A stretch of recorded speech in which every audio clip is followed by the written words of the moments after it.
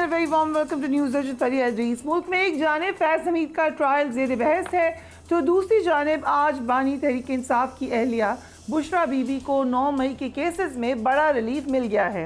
बुशरा बीबी को इंसदाद दहशतगर्दी अदालत ने 12 मुकदमात से डिस्चार्ज कर दिया है।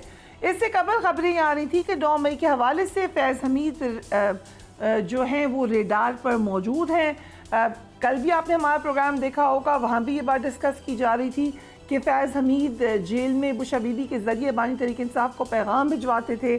आज इंसदाद दहशतगर्दी अदालत ने बुशरा बीबी पर 9 मई वाक़यात के इल्ज़ामात को मुस्तरद कर दिया है। सो इसका नतीजा क्या निकलता है? वाज़ेह ये होता है कि जनरल फैज़ हमीद का बुशरा बीबी के ज़रिए 9 मई में वाक़यात में मुलव्वस होना तो अब शायद साबित करना मुश्किल होगा, ऑलमोस्ट खारिज से इम्कान हो गया है। इस वक्त साबिक चीफ जस्टिस साकिब निसार की गिरफ्तारी और उनके फैज़ हमीद से ताल्लुकात पर भी एक स्पेकुलेशन है। इस हवाले से आज सीनियर सहाफ़ी अंसार अब्बासी ने खबर दी है। अब्बासी साहब कह रहे हैं कि साबिक चीफ जस्टिस साकिब निसार ने फैज़ हमीद से अपने राब्ते की तस्दीक की, लेकिन दो टोक अल्फाज में किसी भी गलत काम 9 मई के वाक़यात या PTI की सियासत से ताल्लुक़ होने की तरदीद की। साकिब निसार का कहना था कि मैं कसम खाकर कहता हूँ कि मेरा 9 मई PTI और उसकी सियासत से कोई ताल्लुक़ नहीं। उन्होंने वजाहत की कि उन्होंने जनरल फैज़ की बेटी की शादी की तकरीब में शिरकत की थी और मुख्तलिफ मौक़े पर मामूल के मुताबिक नेक ख्वाहिशात और खुशगवार बातों का तबादला करते रहे हैं। साबिक चीफ जस्टिस ने कहा कि उनके और उनके ख़ानदान के शुमाली इलाका जात के गुज़िश्ता दौरे के मौका पर जनरल फैज़ ने बड़ा ख्याल रखा था उनका। उन्होंने ये भी कहा कि जब वो चीफ जस्टिस सुप्रीम कोर्ट थे उस वक्त जनरल फैज़ ने उनके रजिस्ट्रार से मुलाकात किया करते थे और कभी कभार सिर्फ मेरे लिए भी पैगाम भेज देते थे। साकिब निसार ने वाज़ेह किया कि जनरल फैज़ ने उनसे कभी गैर मुनसिफाना या गैर कानूनी चीज़ तलब नहीं की और फिर उन्होंने अपनी वापसी की डेट भी दे दी है। This is according to Ansar Abbasi साहब। दूसरी जानिब मुल्क में शहबाज शरीफ साहब की हुकूमत जाने की और एक नए सेटअप आने की खबरें मुसलसल गर्दिश करी हैं। कल हमने जब ये बात former prime minister Shah Khaqan Abbasi से की तो उन्होंने इसको रद्द नहीं किया। सर देखिए, कौमी हुकूमत बनाने की बातें हुई, ये कंसेंसस से आएगा तो चलेगा और ये आज इसकी जरूरत भी है कि आप कंसेंसस से पॉलिटिकल पार्टीज, जुडिशरी की बैकिंग भी हो, आइन की आप खिलाफवर्जी भी ना करें और मुल्क को आगे लेकर जाए, फौज भी इसका हिस्सा हो। आइन में तरमीम भी आप कर सकते हैं, आपको जुडिशरी एक्सटेंशन भी दे सकती है। लेकिन इंटरिम सेटअप आए उसको एक्सटेंशन मिल जाए। इंटरिम सेटअप नहीं, जो भी इंटरिम, ये पॉलिटिकल पार्टीज की मर्जी से एक एजेंडा बनाकर उसको इम्प्लीमेंट करने के लिए ये रास्ता है। साल करें, 2 करें, 3 करें, जो भी आपने तयन करना है, इसके अलावा मुझे रास्ता नजर नहीं आता। आईनी अमल में मुझे जो जिम्मेदारी दें, अगर मैं कंट्रीब्यूट कर सकता हूं तो मैं हाजिर हूं। सुहेल वड़ाइच साहब ने भी इस हवाले से कॉलम लिखा था हमारे प्रोग्राम में। मुख्तलिफ मौके पर मुख्तलिफ लोगों ने क्या क्या कहा इस सेटअप के हवाले से, वो भी देख लीजिए।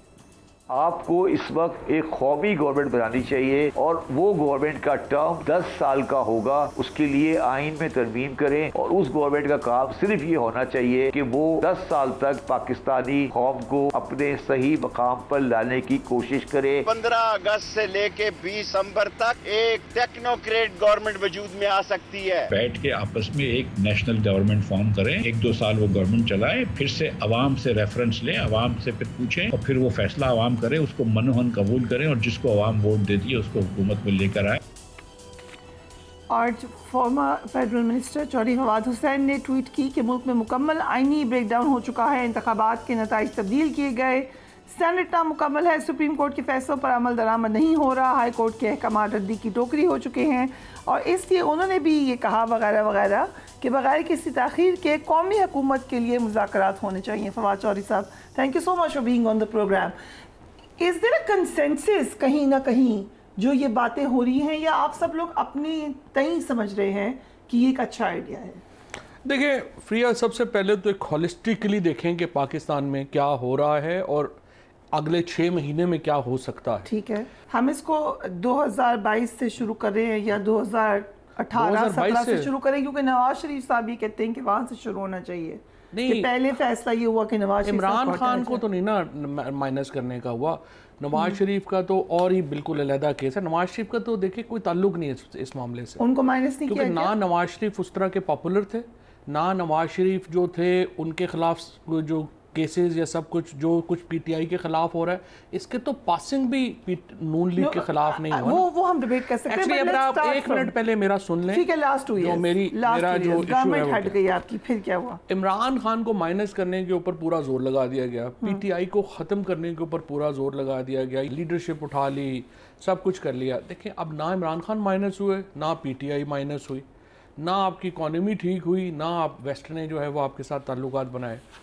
अब प्रॉब्लम ये आ गया है कि इमरान खान के बग़ैर पाकिस्तान के सियासी निज़ाम में इस्तेहकाम नहीं आ रहा। अब 2 तरीके हैं, एक तो मैं रोज़ ही जो हुकूमत ये इनके करीब है, हुकूमत के जो करीब है लोग मीडिया पे, वो आके कहते हैं जी वो तो जी बड़ा गुस्सा है, कोई सवाल ही पैदा नहीं होता, इमरान खान का तो नाकाबिले वो है, माइनस है, कांटा है, ख़त्म हो गया। लेकिन आप मुझे बताइए कि क्या गुस्से से 25 करोड़ का मुल्क चल सकता है? Answer is no. सो आपकी स्ट्रेटजी क्या है? क्या इमरान खान माइनस आपने कोशिश पूरी कर ली, आप नहीं कर पाए, अब अगले 3 महीने में या 4 महीने में क्या कोशिशें हो सकती हैं? देखिए ना, एक कोशिश जिस तरह आपने अपने इंट्रो में कहा, जनरल फैज़ साहब को अरेस्ट किया गया, अब उसको साकिब निसार साहब को भी अरेस्ट कर लेंगे, अब उसके बाद बाकी जो जजेस हाजिर हैं उनको भी अरेस्ट कर लेंगे, हाजिर जजेस को भी। यही नून लीग की जो ख्वाहिशें हैं, जो उनके लोग आ रहे हैं वो यही कह रहे हैं ना। उसके बाद सुबह से शाम तक फलाने को पकड़ लो, फलाने को फांसी लगा दो, फलाने को मिलिट्री कोर्ट भेज दो, यानी फांसियों से, मिलिट्री कोर्ट से, सजाए मौत से, इनसे कम तो हम पाकिस्तान में बात ही नहीं ना माशाल्लाह इस वक्त हम कर रहे।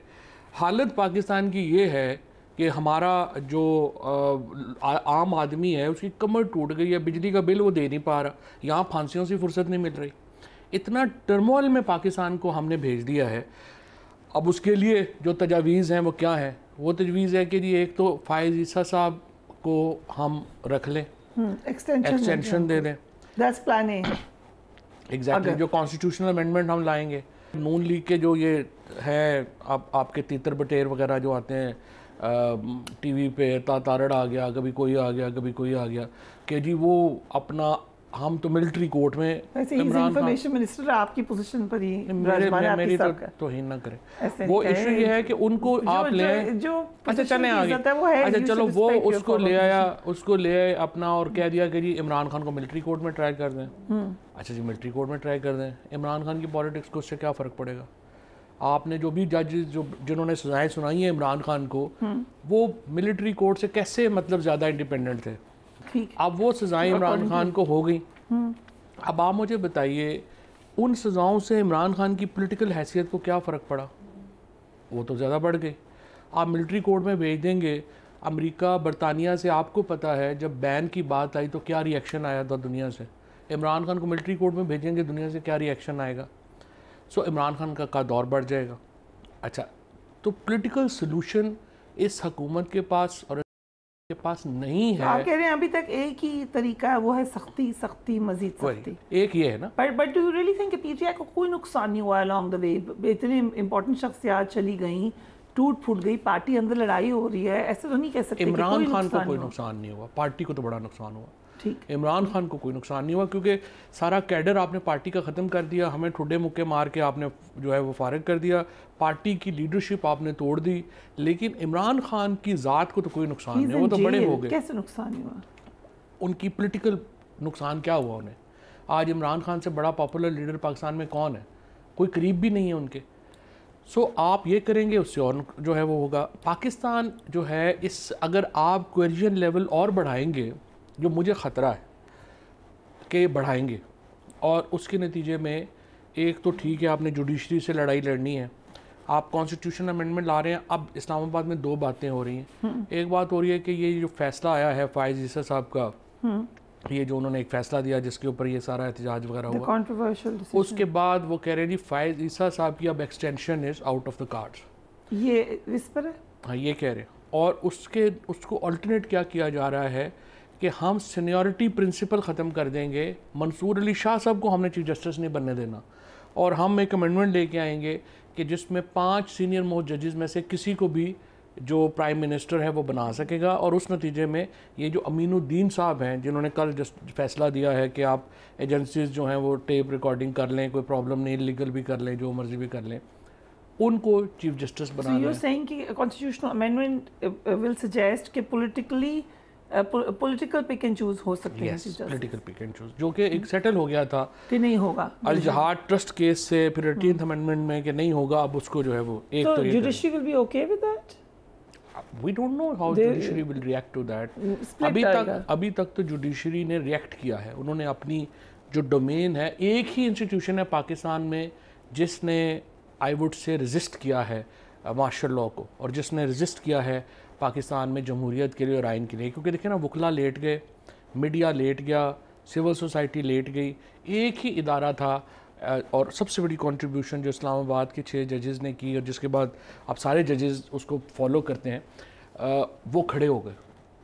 और उसके नतीजे में पाकिस्तान के अंदर अगर कोई होप है जमहूरियत की, सिविल राइट्स की, वो जुडिशरी से ही जुड़ी हुई है ना। अब ये कह रहे हैं कि हमने वो कमर तोड़ देनी है जुडिशरी की, we will have political pick and choose, और हम अपने जजेस से भर देंगे कोर्ट, अल्लाह खैर सल्ला। अब देखिए पाकिस्तान में इससे नतीजे में जो पॉलिटिकल टर्मोइल है वो और बढ़ जाएगा। अब अगला मरहला देखें कि how is a national government the answer. अच्छा, अब इससे पहले एक अगला मरहला देखें क्या है। अब हमारे पास 2 ऑप्शंस हैं। एक ऑप्शन तो ये है कि सारे लोग एक एक कदम वापस पीछे लें, ठीक, और एक आपस में बैठ के एक कूलिंग ऑफ पीरियड दें। देखें 10 साल जैसे शब्बर साहब कह रहे हैं, वो तो नहीं मुमकिन ना। पाकिस्तान में जमहूरियत तो नहीं ख़त्म हो सकती। सारी पार्लियामेंट मिल के फ़ैसला कर ले कि 1 साल के लिए एक नेशनल गवर्नमेंट जो है वो बनेगी, और उसका जो प्राइम मिनिस्टर है वो इमरान खान, आसिफ जरदारी और नवाज शरीफ मिल के दे दें, और पार्लियामेंट उसको वोट कर दे। कौन हो सकता है जो ये तीनों सिलेक्ट कर लें? कोई भी कर सकते हैं। I think there are many choices. Mahmood Achakzai साहब कुड बी वन, अपना ये शाहिद खान अब्बासी साहब could B one. Shahid Khan Abbasi साहब, तो ये बात ठीक है, जो 3 नाम आए उसमें एक नाम उनका भी है। बिल्कुल ठीक है। महमूद अचकज़ई साहब मेरे ख्याल में जी का भी नाम है। मुशाहिद सैयद साहब के ऊपर भी अगर कंसेंसस हो जाता है, क्यों बेशुमार नाम हो जाएंगे। ये तो तीनों बैठे, नवाज शरीफ, जरदारी और इमरान खान, अगर तीनों नामों के ऊपर कंसेंसस किसी पे करते हैं फिर तो कोई प्रॉब्लम नहीं है ना। इसका मतलब है वो नेशनल कंसेंसस का बंदा होगा। ठीक। और हम पाकिस्तान में मामला को कूल डाउन करने की कोशिश करें, इलेक्शन कमीशन नया रिकॉन्स्टिट्यूट करें, प्रोसिक्यूटर जनरल का इंडिपेंडेंट ऑफिस लेके आएँ ताकि कोई पार्टी दूसरे को एक पॉलिटिकल प्रोसिक्यूशन ना कर सके। ठीक है। और ये अमेंडमेंट्स कर लें। लेकिन अगर नहीं होता, और the only way forward is कि हमने अपना एक दूसरे से लड़ाई बढ़ानी है, फिर इस वक्त जो इशू है मेरे ख्याल में, वो जो कल हमने देखा भी है उसकी एक झलक, पाकिस्तान में अगर आप इमरान खान और पीटीआई को माइनस करते हैं तो इसका मतलब यह है कि केपी और बलूचिस्तान जो है वो जो अलहदगी पसंद क़ुव्वतें हैं वो उनके साइड पे चला जाएगा, और पंजाब जो है वो शिद्दत पसंदों की तरफ चला जाएगा। So we will have a very dangerous scenario minus PTI, जिसमें आप जाली तरीके से कोरियन से इमरान खान को और पीटीआई को माइनस तो करेंगे। पीटीआई के लोग तो मार ही खाई जा रहे हैं 2 साल से, उनके पास तो ना कोई असला है ना कुछ है। वो तो पुलिस आती है, उनके घर तोड़ के चली जाती है, और अपना औरतों को घर की जो है उनको बेइज्जत किया गया है सामने, पीटीआई कुछ नहीं कर सकी। बच्चों को थप्पड़ मारे गए हैं माँ बाप के सामने। दिल में बड़ा गुस्सा है, लेकिन आप प्रैक्टिकली तो कुछ नहीं कर सकते, कमज़ोर है। बट ये जो फनेटिक पावर्स है ये तो ऐसी नहीं है। सो व्हाट विल हैपन, अगर आप इमरान खान और पीटीआई माइनस कर देंगे, सो आप क्या करेंगे कि आप इन शिद्दत पसंद कुव्वतों को वैक्यूम तो नहीं रहा करते। क्यों आपको लग रहा है कि शिद्दत पसंद आएंगे? Why not the other political parties? क्योंकि पीएमएल पीपल्स पार्टी जो कि एक्चुअली गवर्नमेंट में है वो तो खत्म हो गया। अब पीटीआई को माइनस की बात जो कह रहे हैं, जब तक खैबर पख्तूनख्वा में उनकी गवर्नमेंट है, कैसे माइनस करेंगे? अगर आपने इमरान खान को माइनस ही करना है, कोरियन ही करनी है, तो फिर आपको तो फिर फुल, अगर ये सोच है हुकूमत की कि अभी तक इस्टेब्लिशमेंट की तरफ से वैसे कोई ऐसी बात नहीं आई है, ना ही उनका कोई स्टेटमेंट आया है जिसमें हमें ये हो कि जी आप इमरान खान को मिलिट्री कोर्ट में ट्रायल करेंगे या कुछ ये तो खुद खान साहब कह रहे हैं रोजाना। खान साहब कह रहे हैं, बट मैं कह रहा हूँ मिलिट्री एस्टेब्लिशमेंट की तरफ से कोई ऐसी बात नहीं है। वो उनकी गलतफहमी है। फिर वी डोंट नो, हो सकता है कोई कंसिस्टेंटली निकल भी बात। तो ये तो नून लीग भी तो कंसिस्टेंटली कह रही है ना, हम करेंगे कि हम ये करेंगे, वो भी कह रहे हैं, हुकूमत कह रही है। तो अगर मिलिट्री ट्रायल में जाएंगे तो इसका क्या मतलब है? इसका तो मतलब यह है कि आप इमरान खान को और पीटीआई को मुकम्मल माइनस करेंगे ना। पर नेशनल गवर्नमेंट का आप जो बात कर रहे हैं वो फिर क्या सूबों के में भी आ जाएगी? Yes, only in the federal? अगर आप मेरी ये चीज़ें तो ज़ाहिर है ये लीडरशिप तय कर सकती है कि क्या होना है क्या नहीं होना, बट मेरे ख्याल में सूबों को छेड़ने की ज़रूरत नहीं है। लेट PMLN वहाँ पे एंड ओनली शहबाज शरीफ साहब की गवर्नमेंट को आप नेशनल गवर्नमेंट हो, उसमें देखें ना 2-3 चीज़ें हैं जो आपने करनी है ना, नेशनल सतह पे क्यों ज़रूरत है। सबसे पहली बात तो ये है कि जो लोगों का कॉन्फिडेंस है ना वो बड़ा शेक हुआ है। तो जब आप आपस में बैठेंगे तो सबसे पहले आपने IMF साइन ऑफ करना है। IMF आप साइन ऑफ करेंगे, सारी पार्टीज मिलके करेंगी तो एक कॉन्फिडेंस लेवल लोगों का दोबारा जो है वो इस पे आ जाएगा। सेकेंडली आप अनाउंस करेंगे कि इलेक्शन कमीशन रिकॉन्स्टिट्यूट हो रहा है और नए इलेक्शन की तरफ हम जाएंगे। फिर देखें कूलिंग ऑफ पीरियड इसलिए चाहिए, वो PTI की ज़रूरत नहीं है। PTI तो चाहिए कल इलेक्शन हो जाए क्योंकि इमरान खान 2/3 मेजॉरिटी से इलेक्शन जीतेंगे। ये जरदारी साहब की और शहबाज शरीफ की ज़रूरत है और नवाज शरीफ की ज़रूरत है, क्योंकि उनको ये कंसेशन PTI को देनी पड़ेगी। देखिए ना 2 ही तरीके हैं ना, या तो PTI के पास कोई इतने बड़े जत्थे हों कि वो जाए सड़कों पे निकलें और उठा जाके वो फतह कर लें, वो तो PTI की नहीं है कैपेसिटी करने की। दूसरी सूरत यह है कि आप बातचीत करेंगे और करनी भी नहीं चाहिए। इतनी मासूमियत आप दिखा रहे हैं PTI की। सो 9 मई को तो जैसे PTI ने कुछ किया ही नहीं था। अच्छा, let's not get into this debate कि किया था या नहीं किया था, बट आप इसको इस तरह से ले लें कि कैपेसिटी नहीं थी तो नाकाम हुए ना। तो अगर कैपेसिटी कल इरफान सदीकी साहब, I heard him, he was saying कि एक भरपूर कोशिश थी और बड़ी हद तक कामयाब हो गई। इरफान सदीकी साहब तो एक्चुअली देखो, आपको याद होगा because you are among those few जिन्होंने बड़े शुरू में मीडिया से हैं और आप कवर कर रही हैं। इरफान सदीकी साहब तो एक्चुअली चाहते हैं कि पाकिस्तान में शिद्दत पसंद कब्जा कर। मुझे भी याद है कि हथकड़ी भी लगी उनको आपके दौर में। फिर हाँ, वो बाद में लगी होगी, वो गलत भी हुआ ना। मुझे नहीं पता केस क्या, मुझे याद नहीं क्या क्या था किसी भी case. I agree with you, अगर गलत पॉलिटिकल प्रोसिक्यूशन है तो नहीं होना चाहिए 100%। And I am sure Irfan Siddiqui साहब टीचर हैं, वो उस्ताद हैं, हाँ, बट वो ऑफ थॉट को रिप्रेजेंट करते हैं। आप इख्तिलाफ वो एक कर सकते हैं, extremist thought of school of thought को रिप्रेजेंट करते हैं। दिस इज योर ओपिनियन, लेकिन इस वक्त तो वो PMLN के सीनियर मोस्ट एडवाइजर हैं। नवाज शरीफ साहब की सारी खबरें उनसे आती हैं, तो हिज वर्ड्स हैव वेट। तो ये बड़ा कंसर्निंग है एक्चुअली कि नवाज शरीफ के अगर वो आइडियोलॉग हैं जिस तरह से आप बता रही हैं, because he is ideologue of actually extremist forces. वो तो चाहते हैं कि पाकिस्तान के अंदर एक्सट्रीमिस्ट कब्जा कर लें इस्लामाबाद के ऊपर। ये आपके बारे में भी कहा जाता है, PTI के बारे में, आपके बारे में नहीं, लेकिन आपके बारे में तो बिल्कुल नहीं कहा जा सकता, लेकिन आपकी लीडरशिप के बारे में कहा जाता है। बिल्कुल भी नहीं, PTI के बारे में यू नो दैट आप लोगों भी तालिबान खान कहा गया, नहीं कहा गया। एक point of view Imran Khan का हमेशा से अफगानिस्तान के बारे में रहा है। फिर इस तरह तो डोनाल्ड ट्रंप भी तालिबान खान है, because Donald Trump always said कि यार इस तरह से नहीं हो सकता।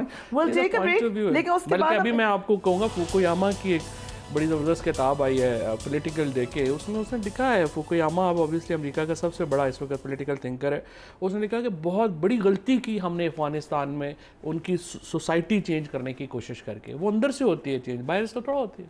सोसाइटी चेंज तो हमेशा से रहा है, कॉलोनियल राज में भी होता रहा। But quickly before we change the topic, क्योंकि वक्फे के बाद हम दीगर बात करेंगे, शहबाज शरीफ साहब मान जाएंगे इस नेशनल गवर्नमेंट के लिए? शहबाज शरीफ साहब की कोई अहमियत नहीं है, अहमियत नवाज शरीफ की है। वो मान जाएंगे? देखिए ना, उनके पास और कोई ऑप्शन नहीं है। पर्सनली अगर इफ़ यू आस्क मी, पाकिस्तान के पास कोई और ऑप्शन नहीं है। या तो पॉलिटिकल पार्टीज पीछे हटे, PTI के बानी मान जाएंगे। देखिए ना, PTI के पास क्या ऑप्शन है? मैं आपसे तो कह रहा हूँ 2 ही ऑप्शन है ना, या तो आप जाके आले और बांग्लादेश बना दें, वो कैपेसिटी नहीं है आपकी।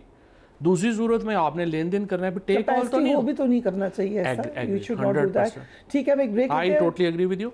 और देखिए सिर्फ आखिरी बात, जब आप मुज़ाकरात की मेज़ पे बैठेंगे फिर टेक ऑल तो नहीं होता ना, फिर आपको कुछ देना पड़ता है, कुछ लेना पड़ता है। मुज़ाकरात इस बुनियाद पे तो नहीं हो सकते कि what is mine is mine and बिठा लें पहले उनको मुज़ाकरात के लिए। आपने की थे वो मुज़ाकरात, हाँ, जिसमें इलेक्शन मिल गए थे, और फिर क्या हुआ था? बहुत बड़ी गलती थी। किसकी? हमारी। किसने कहा था नहीं चाहिए इलेक्शन? बस हमने इलेक्शन नहीं किए, होने चाहिए था। सिर्फ खान साहब नहीं कहा था ना? पता नहीं, अब वजूहात होंगी ना, कोई वजह होगी। सो यहाँ से मेरा नेक्स्ट क्वेश्चन होगा, but right after the break.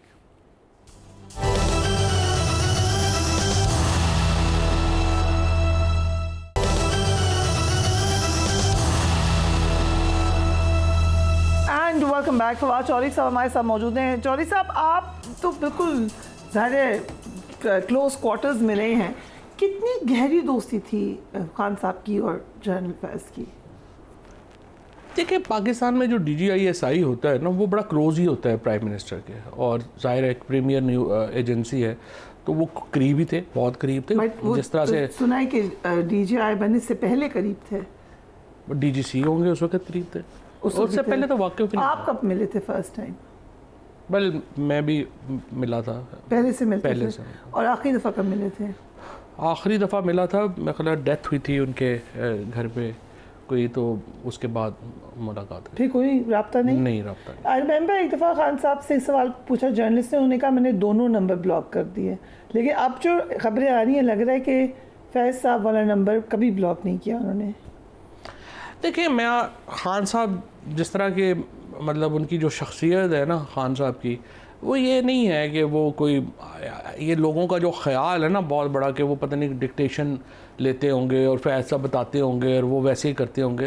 ये इमरान खान की पर्सनैलिटी ही नहीं है। वो डिस्कस करेंगे, बात करेंगे अगर उनका है, बट वो फैसले वो खुद ही करते। कितना इन्फ्लुएंस था उनका ऑन पॉलिटिकल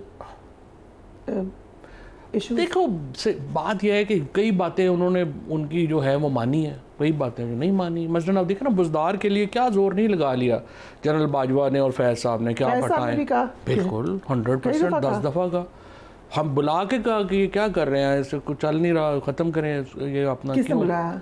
फैज़ साहब के साथ कई दफ़ा मुलाकातों में उन्होंने कहा, लेकिन नहीं माने वो। डायरेक्ट भी कहा हटाएं बुज़दार साहब। बिल्कुल। तो और कोई बताइए, इंटरेस्टिंग बात है। और कई बातें होंगी, बेशुमार बातें होंगी जो खान साहब नहीं माने। एंड सो ये जो तासुर है कि जनरल बाजवा से शायद ताल्लुकात का बिगाड़ ही इसलिए हुआ कि जनरल फैज़ से ज़्यादा क्लोजनेस हो गई। जनरल साहब से सही बात है कि एक ही बात पे बिगाड़ हुआ कि जनरल बाजवा साहब ने फैसला किया कि मैंने 3 साल ले लिए हैं PTI से एक्सटेंशन के, अगले 3 साल मैंने लेने हैं नून लीग से। उन्होंने अपनी फिर सारी वो अपने आप की आप कहने ना कि जो फिक्सिंग की वो उन्होंने ऐसे की। अदरवाइज हमारे ताल्लुकात तो देखे ना नो कॉन्फिडेंस के बाद भी ठीक है। आपने तो ऑफर की उनको कि आप ले लें एक्सटेंशन हमसे फॉर लाइफ, लेकिन उन्होंने फैसला किया था कि हमने फॉर लाइफ तो मेरा नहीं ख्याल, लेकिन ये 6 महीने की तो खैर बिल्कुल ओपन थी।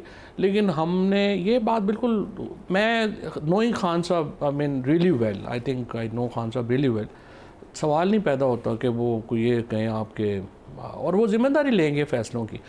बेशुमार फैसले हैं। फॉर एग्जांपल एक्सटेंशन दिए थे वो जनरल बाजवा को जी, किस बात का आपने कहा कि सवाल ही पैदा नहीं कि वो इमरान खान उनसे कोई डिक्टेशन लेंगे या वो जो कहते हैं ऑफर जनरल बाजवा एक्सटेंशन, ये तो ओपन की ना हमने बिल्कुल। सो पे एक्सटेंशन वाला मामला लेकिन वो उधर से मिल जाए नहीं ना, वो उन्होंने फैसला कर लिया था कि अगर मैंने 2 एक्सटेंशन लेने PTI से लेने ना तो फिर बहुत ज़रा मैं कंट्रोवर्शियल हो जाऊंगा, तो मैं दूसरी एक्सटेंशन उनसे लेता हूं तो फिर एक न्यूट्रल लगेगा कि एक उन्होंने दे दी। एनीवे जो भी था उनकी स्ट्रेटजी गलत थी, उसमें वो काफ़ी ज़्यादा जो है वो हुए। अदरवाइज तो हमारे ताल्लुक आप लोगों ने ये सोचा था कि जनरल फैज़ को हम चीफ बनाते, सवाल ही पैदा नहीं, कभी नहीं सोचा। कैसे हो सकता है? कुछ डिस्कस तो किया होगा, कभी बात नहीं की। आई वॉज प्रेजेंट, एक मीटिंग में डिस्कस करते हैं, ये ओपन मीटिंग थी और जर्नलिस्ट भी थे, यू वर इंफॉर्मेशन मिनिस्टर। सो किसी ने पूछा, and this is I think second extension, first extension से पहले की ये मीटिंग है, कि आपका क्या ख्याल है जनरल बाजवा के बारे में? And he looked at you. जब भी जनरल बाजवा का जिक्र होता था यूजुअली वो आपकी तरफ देखते थे और आप हंसे और वो हंसे, एंड ही सेड के the most democratic army chief, and you agreed also. नहीं बिल्कुल वो थे, वो बात मानते। जनरल साहब का और मजाज था, बड़े डेमोक्रेटिक तो थे वो। बट इफ़ यू आस्क मी कि मोस्ट, अगर आप समझे ना कि सबसे ज़्यादा लाइक्ड जनरल कौन थे, इस जो जिन लोगों ने हमारे साथ काम किया, इमरान खान को जो आदमी दिल से बहुत पसंद था वो जनरल सरफराज थे, not General Faiz. Not General Faiz. कभी कोई बात की उन्होंने जनरल फैज़ के? नहीं, जनरल फैज़ के खिलाफ बात तो खान साहब ने क्या, ओपनली बोल देते हैं इसी क्या नहीं खिलाफ बात कभी नहीं की। But I know for the fact कि खान साहब जनरल सरफराज को बहुत हाई रेट करते थे। सो यू सेइंग कि अगर उन्होंने आर्मी चीफ बनाना होता तो उनको बनाना? मेरा ख्याल है वो बना नहीं सकते थे, ही वाज वेरी जूनियर। अच्छा, तो फिर इसका भी कभी डिस्कस किया कि किसको army chief? I know it's very sensitive, मुश्किल ही होगा कि ये डिस्कस किया, बट ये जब तासुर था, आम तासुर था, PMLN ओपनली कहती थी कि आप लोगों का एक नेक्सस है जनरल फैज़ के साथ, तो कभी आप लोगों ने डिस्कस नहीं किया कि ये क्या हो रहा है, क्यों एक ही बंदे का नाम आ रहा है, वाई?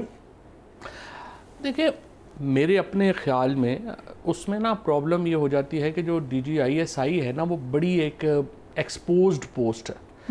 और वो बहुत ज़्यादा उसका एक्सेस होता है पीएम के साथ, चीज़ों के साथ, उसकी वजह से वो लगना शुरू हो जाता है एक बंदा जो साथ है ना, जो फॉर एग्जांपल इंफॉर्मेशन मिनिस्टर जो है ना, वो पर से को बहुत पावरफुल नहीं होता, उसके पास कोई चीज़ें इतनी नहीं होती, बट उसका एक्सेस प्राइम मिनिस्टर के साथ इतना ज़्यादा होता है कि वो खुद ही जो है वो इम्पोर्टेंट हो जाता है। DGI के लिए किसकी सिलेक्शन थे जनरल फैज़? जो मैं एक्चुअली उस वक्त मैं साइंस मिनिस्टर था, तो मुझे ये नहीं पता कि बाजवा साहब ने कहा था या खान साहब ने कहा था, मुझे पता नहीं। So, आप ऑब्वियसली आप उस वक्त बहुत ज़्यादा क्लोज क्वार्टर्स में नहीं थे, लेकिन तासुर क्या था एक आम पार्टी में, किसकी सिलेक्शन है? आई कांट से, मुझे पता नहीं है। उस वक्त तक ताल्लुकात अच्छे थे जनरल बाजवा के? बहुत अच्छे थे, बहुत अच्छे थे, थ्रू आउट ही अच्छे रहे हैं। आप बाद में भी अच्छे रहे हैं, हुकूमत जाने के बाद भी अच्छे रहे हैं, कोई ख़राब नहीं हुए। ये तो फिर 25 मई का जो हमारा था ना, उसके बाद बड़े ख़राब हो गए। उसके बाद ही जो मुलाकातें हुई हैं, वो मुलाकातें फिर बड़े ख़राब हालात के बाद हुई ना, आपको याद होगा, वो तो फिर शुरू हो गया था जलसों में इधर उधर, उसके बाद। सो वेरी इंटरेस्टिंग चॉइस साहब, यू आर सेइंग कि हुकूमत जाने के बाद भी जनरल बाजवा से ताल्लुकात बहुत अच्छे रहे हैं। अच्छे रहे, पर ही वाज बाजवा साहब आए, उन्होंने कहा कि आप इलेक्शन करवा दें, ये नो कॉन्फिडेंस जो है वो वापस हो जाती है। फिर जब सुप्रीम कोर्ट में जिस दिन जो केस लगा था, उस वक्त भी चीफ साहब जो थे वो इन टच थे और हो रही थी। I think to my, if you ask me, I मतलब इन्फॉर्मेशन नहीं, बट मेरा एनालिसिस है जब बाजवा साहब इलेक्शन करवाना चाहते थे, I don't know Nawaz Sharif को किसने मशवरा दिया, कहते हैं फजलुर रहमान साहब और जरदारी साहब नहीं माने, बट जिसने भी मशवरा दिया उसने नवाज शरीफ का तो बड़ा गर्क कर दिया। मतलब इलेक्शन करवा लेते ही उस वक्त तो प्रोबेबली हम एक जेन्युइन इलेक्शन में इलेक्शन हो जाता और नून लीग उस वक्त जीत जाती। लेकिन जनरल बाजवा के साथ इतने अच्छे ताल्लुकात थे, तो अदम इत्मीनान कामयाब कैसे हुई फिर? नहीं, मैं जिस तरह से आपसे कह रहा हूँ कि ताल्लुकात उनके साथ बोल चाल ये वो तो हर चीज़ थी, वो सही रही है, कोई ऐसी नहीं है। नो कॉन्फिडेंस का फैसला तो हुकूमत गिरा दी तो कोई बात नहीं, बट हमारे उसके बाद के अगले सोल्यूशंस में आ गए ना कि इलेक्शन करवा लें और इलेक्शन जो है वो उसमें हम कर लेते हैं, तो वो उन सोल्यूशंस के ऊपर बातचीत तो रही। जिस दिन अदम इत्मीनान हो रही थी फाइनली, जिस वक्त जी प्राइम मिनिस्टर हाउस में जर्नलिस्ट भी थे, उस दिन कोई बातचीत हुई जनरल बाजवा और खान साहब के दरमियान? उस दिन बातचीत नहीं, कोई मैसेजिंग नहीं, कंप्लीट साइलेंस उस दिन कंप्लीट।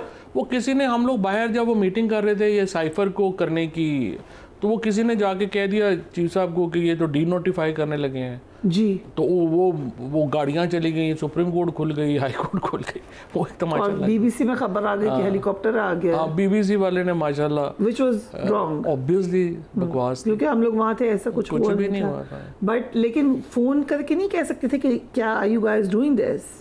हाँ, इससे पहले 2 दफ़ा हो चुका था, 2 दफ़ा मुझे फ़ोन किया बाजवा साहब ने कि ये, बाजवा साहब ने नहीं किया, मतलब लोगों ने कि ये हो रहा है और ये, मैंने कहा जी सवाल ही पैदा नहीं होता कोई। फिर मैंने खान साहब को एक दफ़ा रात को जगाया, मैंने कहा जी ये हो रहा है, उन्होंने कहा नहीं, उन्होंने कहा पागल हो तुम, ये कोई बात है करने वाली। So this was never discussed? Never. Very interesting. You think General Faiz के साथ ठीक हो रहा है?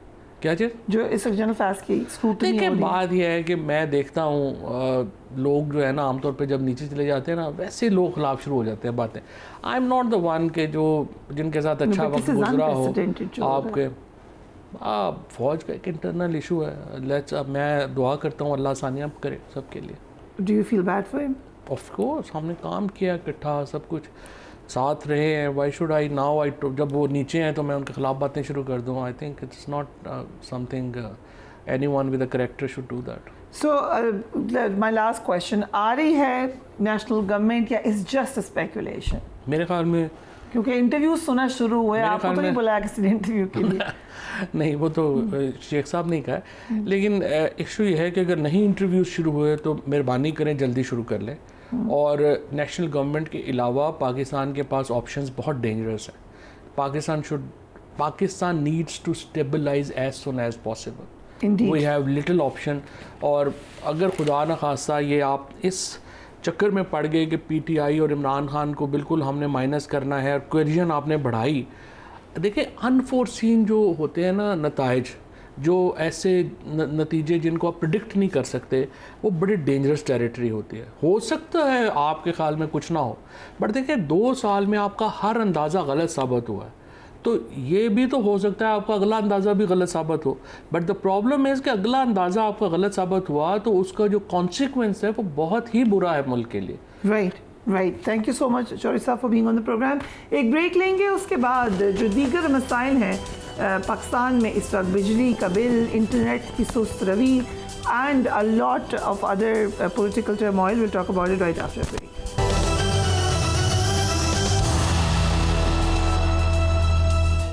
And welcome back. अब ये भी नज़र आ रहा है कि जो ग्रैंड अलायंस बना था ऑपोजिशन का, पहले भी कोई ज़्यादा स्ट्रॉन्ग नहीं नज़र आ रहा था, लेकिन मौलाना फजल रहमान की जो अब स्टेटमेंट है उसके बाद लगता है कि may be PTI has missed the boat. ज़रा देखिए मौलाना साहब ने क्या कहा।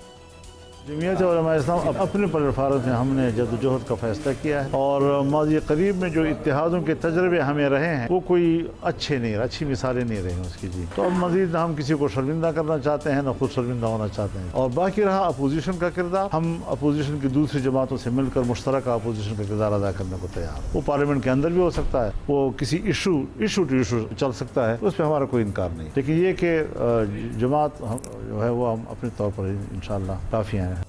मौलाना फजल रहमान ने फैज़ हमीद की गिरफ्तारी पर इशारा करते हुए ये भी कहा कि इस्टेब्लिशमेंट ने अब जाकर अपने दाखिली मामलात को संजीदगी से लेना शुरू किया है। अगर आप उसको इन कनेक्शन देखें जो उनके पहले बयानात आते रहे हैं इस्टेब्लिशमेंट के हवाले से, तो एक किस्म की वार्म अप होते हुए नज़र आ रहे हैं मौलाना फजल रहमान इदारों की तरफ भी, और एक डिटैचमेंट आई है PTI की तरफ से। हमारे साथ मौजूद हैं हज़रत सिद्दीक साहब एंड सलमा भट्ट साहिबा। Thank you so much for joining us on the program. I start with you हज़रत सिद्दीक साहब। पहले भी कोई ख़ास कोशिश नहीं हो रही थी ग्रैंड अपोजिशन अलायंस बनाने की, अब लग रहा है कि PTI का ये ख्वाब शायद पूरा नहीं हो सकेगा। फरिया बहुत शुक्रिया। हमारा माजी के तजर्बे अच्छे नहीं हैं। अगर हमारी हुकूमत गिराने में अगर हाथ पाकिस्तान पीपल्स पार्टी और नून लीग का है तो जमीयत उलमा इस्लाम भी बराबर की शरीक रही है। और धरने देने के हवाले से लाइट नोट बड़े दिनों बाद याद आई ये बात आपको? अभी कुछ दिन पहले तक तो प्यार मोहब्बत थी। नहीं वो देखिए वो जो कि पॉलिटिकल एरिना और है, सियासत की खेल कुछ और है, लेकिन हकायक तो हमारे सामने मौजूद है ना।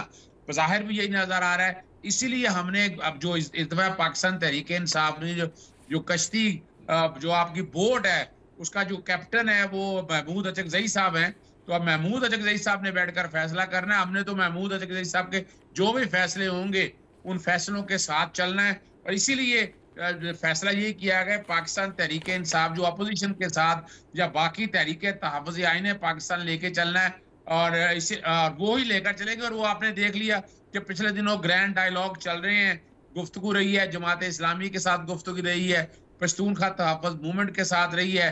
तो जमीयत उलमा इस्लाम के साथ ये नहीं है कि बिल्कुल ही सारी साइड बाय साइड हट गए हैं, उनके साथ गुफ्तगू चल रही है। और ये आप टारगेट रखें आप कि सितंबर तक का जो हमने इमरान खान साहब के बाहर आने का एक प्रोजेक्टेड जो टाइम दिया है। आज आपने देख लिया कि बुशरा बीबी साहिबा जो है 9 मई का जो ये बयानिया बनाने जा रहे थे वो तो हवा निकल गई है। इमरान खान साहब का बुशरा बीबी के अगेंस्ट भी कोई एविडेंस मौजूद नहीं थी। तो हम सितंबर तक तो हम देख रहे हैं और सितंबर में सड़कों के ऊपर यकीनन हमारा आने का इरादा है। तो नवंबर तक हम ग्रैंड अलायंस भी देख रहे हैं। तो सितंबर तक आएंगे तो अभी तो जलसा फिर नहीं हो रहा। नहीं तरनौल देखिए जलसे तो होने हैं ना। तरनौल का जलसे की बड़ी तैयारी चल रही है और बहुत बड़ी गैदरिंग आप देखिएगा। सिर्फ वही नहीं है, आने वाले दिनों में आप पंजाब के अंदर बहुत पॉलिटिकल मोबिलाइजेशन देखेंगे और वो इस तहत पे होनी है कि आपको गली मोहल्ले सड़कों के ऊपर भी ये नजर आएंगे। अब जो कि करीब चीजें आ गई हुई हैं इमरान खान के हवाले से अगर देखा जाए, अब सिर्फ एक ही रह गया ना जी, 190 मिलियन पाउंड में जमानत हो चुकी है। तोशा खाना का एक केस है जिसमें अब रिमांड उन्होंने दे दिया, रेफरेंस उन्होंने फाइल करने के लिए गए थे, एतराजात लगे हैं उसके ऊपर। तो अब नैब के अंदर भी इंशाल्लाह उम्मीद बड़ी है कि जमानत हो जाएगी। फिर तो कोई चीज रह कोई नहीं की है। 9 मई के केसेस में भी इमरान खान साहब आपने एक और डेट दे दी है, लेकिन अभी माजी में काफी डेट्स दी गई और काफी डेट्स गलत साबित हुई। बट ठीक है, I will take your word for it and I will come to Salma Sahiba. Thank you so much for being on the program. क्या गवर्नमेंट इस बात पर रेडी है या इसके लिए तैयार है कि सितंबर में बानी PTI बाहर आ सकते हैं जेल से, जैसे कि अभी ऐसे सिद्दीक साहब ने कहा? क्योंकि राना सनाउल्लाह ऑन रिकॉर्ड कह चुके हैं कि हमारी पूरी कोशिश होगी वो जेल से बाहर ना आए।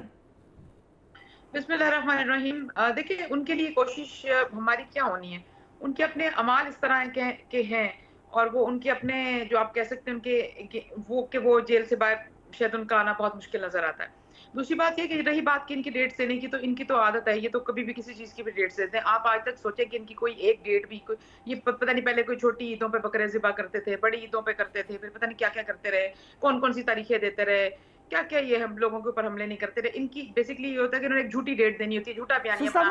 ये बड़ी इंटरेस्टिंग बात आपने मुझे बताई। आप ये कह रही है कि इट्स नॉट पॉसिबल कि बानी पीटीआई जेल से बाहर आए। कब तक का आपको लग रहा है टाइम फ्रेम? मैं ये कह रही हूँ कि बानी पीटीआई के अपने अमाल इस तरह के होते हैं। देखिए, इनकी हुकूमत भी किसी ने नहीं गिराई थी, इनकी हुकूमत इनके अमाल ने गिराई थी, इनकी कारकर्दगी ने गिराई थी, इनकी हरकतों ने गिराई थी। अब भी देख लें, हम जो बात शुरू से करते हैं कि ये एक सहूलतकारी के नेक्सिस के नतीजे में लॉन्च किया हुआ जो है प्रोजेक्ट था, क्या वो चीजें साबित नहीं हो रही आज? क्या वो सारे जो सहूलतकार हैं वो एक एक करके सामने नहीं आ रहे? क्या वो कड़ियां मिल नहीं रही हैं जो इनके पाकिस्तान के अंदर भी जो इनकी सहूलतकारी के नेक्सस थे और जो पाकिस्तान से बाहर भी इनकी सहूलतकारी के नेक्सस थे? जो इनका एक एक बंदा पकड़ा जाता है 12-12 घंटे में वो बता देता है। जो रऊफ हसन साहब है, उन्होंने जो सोशल मीडिया के जो नेटवर्क्स बताए हैं, क्या वो सामने नहीं आ रही चीजें? क्या इनकी तो इनके अपने अमाल हैं जो मैं बात कर रही हूँ, इनकी अपनी हरकतें हैं। ये जो केस खत्म करे जा रहे हैं ना कि ये सहूलतकारी के नतीजे में अभी तक जो बाकीजात जो इनके केसेस धड़ाधड़ खत्म करी जा रही है, तो उसके बाद में बहुत सारे इनके शवाहिद भी अपने ही लोग दिए चले जा रहे हैं, जिन शवाहिद की आड़ में ये खुद भी ये अभी मजीद फंस सकते हैं। ये बात हतमी फैसला सारी बातें अदालतों का है। हतमी फैसला मैंने तो नहीं करना ना, मैं तो कमेंट कर सकती हूँ या मैं अपनी एक ऑब्जर्वेशन दे सकती हूँ। आपका बड़ा इंपॉर्टेंट कमेंट है, आपने कहा कि मजीद मामलात हैं जिसमें ये भी फंस सकते हैं। And most probably Azhar Siddique साहब ये बात कही जा रही है कि जनरल फैज़ हमीद, और ये बात खुद बानी पीटीआई कर रहे हैं कि जनरल फैज़ उनके खिलाफ वादा माफ गवाह बन सकते हैं। क्या ऐसा होता है तो फिर मिलिट्री कोर्ट में ट्राई किया जा सकता है बानी पीटीआई को, और फिर शायद रिहाई मुमकिन ना हो? ऐसी कि हर ख्वाहिश पे दम निकले, बहुत निकले अरमा पर कम निकले। वो बाकी ये देखे ना, इस तरह की टेप तो हम सुनते रहते हैं, सहूलतकारी इस तरह की। अगर आपको फरिया याद हो, अगस्त 2018 में हमारी हुकूमत आई थी, अप्रैल 2019 में ख्वाजा आसफ ने खुद कहा था कि पंजाब की हुकूमत देना, जनरल बाजवा साहब से राब्ता, एक्सटेंशन, वो कड़ियों से कड़ियां मिलाएं। अब तो वो कह चुके हैं कि जनरल फैज और बाजवा साहब के साथ मिलकर हुकूमत पाकिस्तान तहरीक इंसाफ की गिराई थी। तो सहूलतकारी तो ये समझ आ रही है ना। लेकिन बानी पीटीआई भी तो कह चुके हैं कि जनरल फैज असासा थे पाकिस्तान का, जिनको जाया कर दिया। ये तो उन्होंने अभी कहा। देखिए, वो जहां तक हुकूमत का होता है, हुकूमत में आपके जो इदारे हैं ना, उनके साथ अपनी जगह रहना है। और जहां तक है, ये इसमें कोई शक नहीं है, जनरल फैज हमीद असासा है पाकिस्तान के, इतना बड़े उन्होंने काम किए हैं, इसमें तो कोई शक नहीं है। मामलात को इशारा उस तरफ तो नहीं है कि लेजिस्लेशन पास कराने में मदद की या सेनेट की गिनती पूरी करने में मदद, इस किस्म के काम है? या देखिए, वो अब हुकूमत में हो ना, अब हुकूमत में आपके सामने है, क्या 2.5 सालों से सहूलतकारी नहीं हो रही? कॉलर टेप होना अब यानी इतना तो हमारे दौर में नहीं था। क्या हमारे दौर में तो कैसे नहीं था? उस वक्त प्राइम मिनिस्टर कहते थे कि बिल्कुल करें कॉल टेप। उस वक्त तो आप लोग कहते थे, एंडोर्स करते थे कि होनी चाहिए कॉल टेप। देखिए ना, वजह सिर्फ इतनी है ना कि बात बड़ी वाज़ेह, हम इस नतज पे आ गए हैं ना कि कॉलर नहीं होनी चाहिए। अब तो कोई डाउट नहीं है। अब हमने अगर कोई गलती की थी, वो गलती हम सुधार रहे हैं। ठीक है, मुझे ये बताइएगा सिद्दीक साहब, आपने बानी पीटीआई का बताया, लेकिन आज जो बेन खबर है कि बुशरा बीबी 12 केसेस में डिस्चार्ज हुई हैं। तोशा खाना केस में वो जुडिशल रिमांड पर हैं, और कल इस्लामाबाद हाई कोर्ट में नए तोशा खाना रेफरेंस में तलबी के नोटिस के खिलाफ समाअत है। बुशरा बीबी की रिहाई हो कितनी पे पहले बात कर ले, वो कब हो रही है या वो भी नहीं हो रही? देखिए, बुशरा बीबी के अगेंस्ट जितने भी झूठ, और देखे ना, अब तो आपके सामने इद्दत का केस आपने देख लिया। ये तो ओपन हमारी राय है। 1990 से लेकर अब तक मैं तोशा खाना के कई तफसीलात निकाल चुका हूँ, लेकिन सिर्फ और सिर्फ टारगेट इमरान खान। बुशरा बीबी बहुत जल्द बाहर आ रही हैं। उनका देखिए ना, तोशा खाना में कोई एविडेंस नहीं है। कल सुबह लाहौर इस्लामाबाद हाईकोर्ट के अंदर मामला लगाया, आप वो सारी एविडेंस देखते जाइएगा। लेकिन मैं नहीं उन्हें देर दे रहा। लेकिन जो आपकी एक बात रह गई है, जनरल फैज हमीद के अगेंस्ट हम तो कह रहे हैं आप इंक्वायरी करें, इन्वेस्टिगेशन करें, जो कर रहे हैं आप करें, हमें तो कोई इस पे एतराज नहीं है। लेकिन बात एक कानूनी बात है कि वहां अभी सिविल लायबिलिटी और कोर्ट मार्शल के हवाले से चलने के हवाले से लायबिलिटी तय करना जरूरी है। High court rules and order का रूल 6 बड़ा क्लियर है। और यहाँ हम तो लेकिन सितंबर की डेट दी आपने बानी पीटीआई की, एंड आई एम अस्यूमिंग कि इसी साल की बात है, तो बुशरा बीबी सितंबर से पहले बाहर आ रही है अकॉर्डिंग टू यू, या उसके बाद आ रही है? ना ये सितंबर में, अगस्त या सितंबर से पहले इंशाल्लाह। बुशरा बीबी का तो मामला रह कोई नहीं गया ना। बुशरा बीबी का तो सिर्फ और सिर्फ मामला रह गया इस वक्त तोशाखाना में। तोशाखाना वाला कल लगा हुआ मामला, अगर फर्ज करें कल नहीं भी होता तो उनकी जमानत औरत होने के नाते या वैसे उसके अलावा मेरिट के ऊपर उनकी जमानत बनती है। वो तो बहुत पहले मैं देख रहा हूँ, 9 मई के वाकयात थे उनमें उनकी जमानत हो चुकी हुई है। बाकी तो उनके अगेंस्ट कोई कैसा केस ऐसा मौजूद नहीं है रिकॉर्ड के ऊपर। और अगर मुझे इजाजत दें सलमा साहिबा, अब कुछ अगर हम कनेक्ट द डॉट्स करें, बुशरा बीबी को 9 मई के मुकदमात में डिस्चार्ज किया गया है। रोज़ हुकूमती वज़रा आकर कहते हैं कि 9 मई के सबूत मौजूद हैं, नाकाबिल तरदीद सबूत मौजूद हैं, लेकिन प्रोसिक्यूशन अदालत में ये पेश होकर क्यों नहीं ये बात कहती? One part. सेकंड पार्ट है कि जनरल फैज़ हमीद की गिरफ्तारी हुई, बैरिस्टर अकील मेरे प्रोग्राम में आए, उन्होंने प्रेस कॉन्फ्रेंस भी की, उन्होंने कहा कि हम लेकर जाएंगे इसको मिलिट्री ट्रायल में। मैं ख़बर दे रहा हूँ आपको, अदालतों में 9 मई के मुल्ज़िमान की ज़मानतें हो गई हैं। वो जो ख़वातीन थी ऑलमोस्ट सारी बाहर आ चुकी हैं। ऑलमोस्ट लोग केसेस से डिस्चार्ज हो रहे हैं। जिन्होंने इलेक्शन से पहले पीटीआई छोड़ दी उनका तो जिक्र ही कोई नहीं है। तो फिर किस तरीके से आप 9 मई से कनेक्ट कर रहे हैं सबको? देखिए, 9 मई के ऊपर बहुत नाकाबिल तरदीद शवाहिद मौजूद हैं। ये जो जिन अदालतों का आप जिक्र कर रही हैं और जिन अदालतों से इनको बेल आउट हो रहे हैं ये लोग, वो वहाँ पर हम हमेशा एक बात करते हैं कि उन अदालतों में इनकी बाकायदा सहूलतकारी मौजूद है। और इसकी ये मैं नहीं कहती, आप फैसले उठाकर देख लें। इसी साल के जनवरी से लेकर ऑनवर्ड जितने भी फैसले हैं उसमें आप चाहे ये साइफर केस का फैसला देख लें, आप जो नशिस्तों का जो मखसूस नशिस्तों वाला फैसला देख लें, या आप तोशाखाना के ऊपर जो जमानत हुई उसका फैसला देख लें।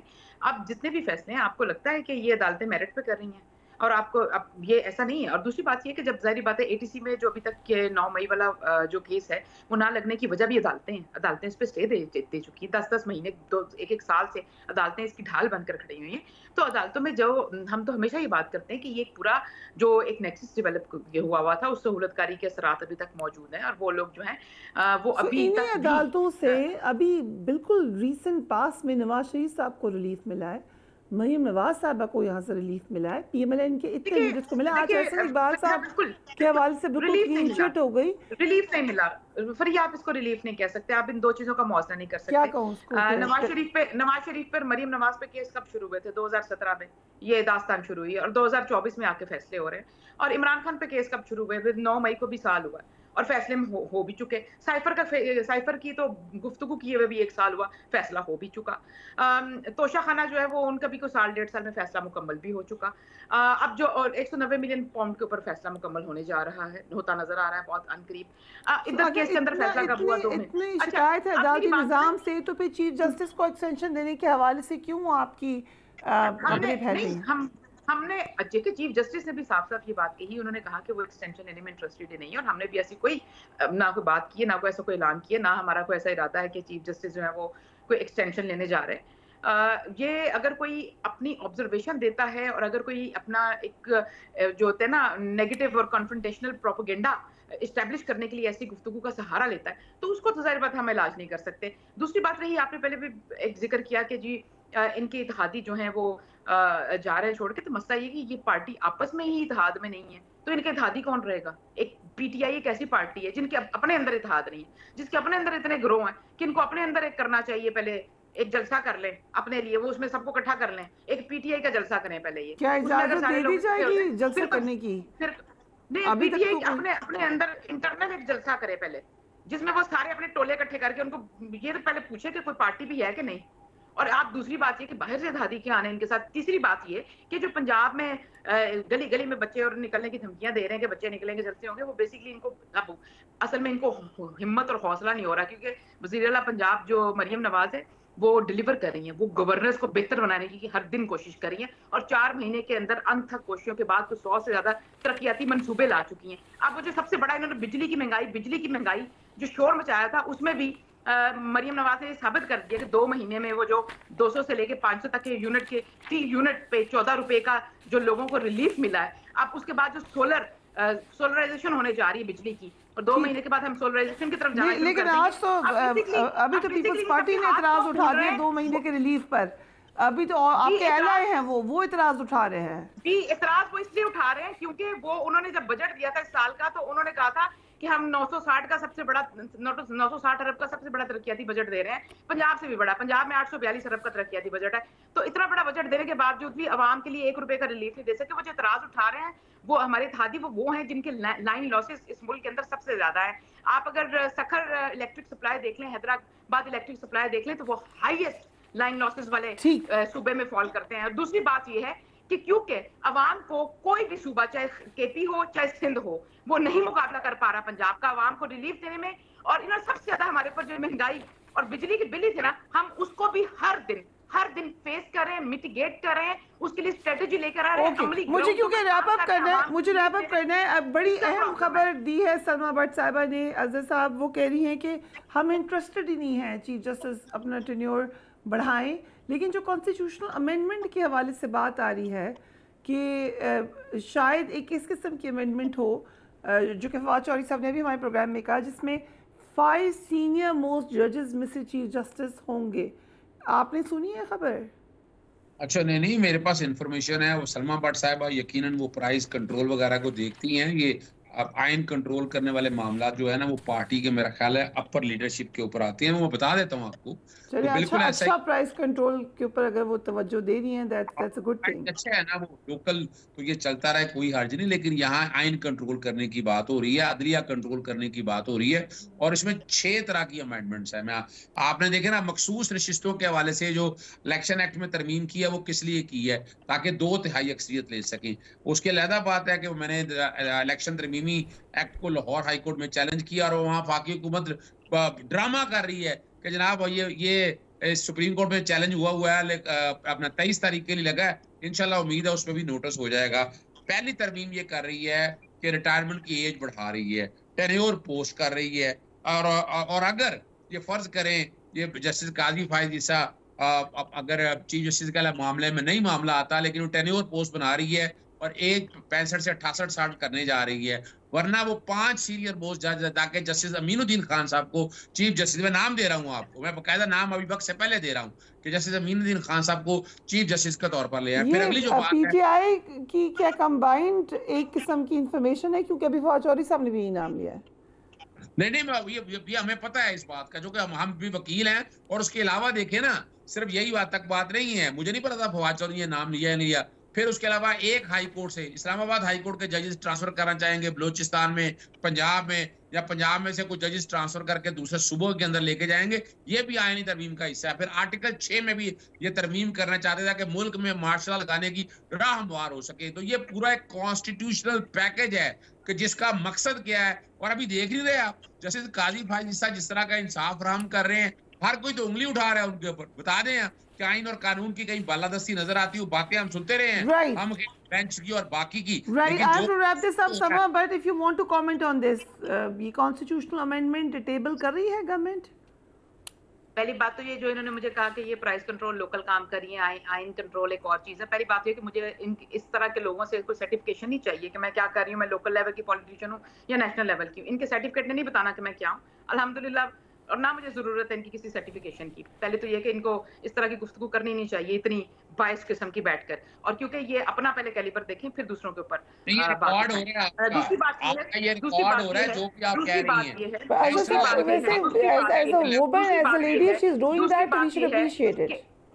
दूसरी बात ये है कि जो जजेस की हम बात कर रहे हैं, और जजेस के पहले से नाम देने की कि ये आएंगे वो आएंगे, देखिए इनका पुराना वजीर है। ये पहले से कहते थे कि अगले दो महीने में फलाना पकड़ा जाएगा, 4 महीने में ये किया जाएगा। ये बेसिकली इसका मतलब ये कि इनके हाथ में कुछ नहीं, इनकी game is, their game is over. Are you bringing this constitutional amendment और नॉट, ये बता दें ma'am. Is it coming for a fact, that is why वो अब इनका ख्याल है कि इस तरह के ना हम लोग इस तरह के ये फेक न्यूज़ भी हो सकती है, ये इनका मौक़िफ़ है। I want your comment on that. What do you want my comment on? ये कॉन्स्टिट्यूशनल अमेंडमेंट जो अभी प्रपोज की है अज़हर सिद्दीक़ साहब ने, एंड ही इज सेइंग कि ये गवर्नमेंट लेकर आ रही है, इस तरह की कोई खबर है? नहीं जी, मेरे पास ऐसी कोई खबर नहीं, कोई ऐसी इत्तला नहीं। मैं ये बता रही हूँ ना, बेसिकली इनका प्रॉब्लम ये है कि ये झूठी कहानियां घड़ते हैं, और ये उसके ऊपर फिर बड़े दीदा दलील से बैठकर गुफ्तगू टेलीविजन पे करके ये साबित करने की कोशिश करते हैं कि ये हम खबर दे रहे हैं, जबकि उसके पीछे कोई हकीकत नहीं होती। So are you denying this then? मैं ये कह रही हूँ कि मेरे ऐसी कोई तला नहीं मेरे पास, और मोस्ट प्रोबेबली ये जो कहानी सुना रहे हैं वो कहानी कल को झूठी निकलेगी। This is my final comment. ठीक है, अजीज सिद्दीक साहब एंड सलमा भट्ट साहब, thank you so much for joining us on the program again. ये अजीज सिद्दीक साहब की इंफॉर्मेशन है, उससे पहले फवाद चौधरी साहब की। सो गवर्नमेंट की तरफ से इसके ऊपर यकीनन हमें एक स्टेटमेंट के मुंतज़िर होंगे। Do take care of yourself, अल्लाह हाफ़िज़।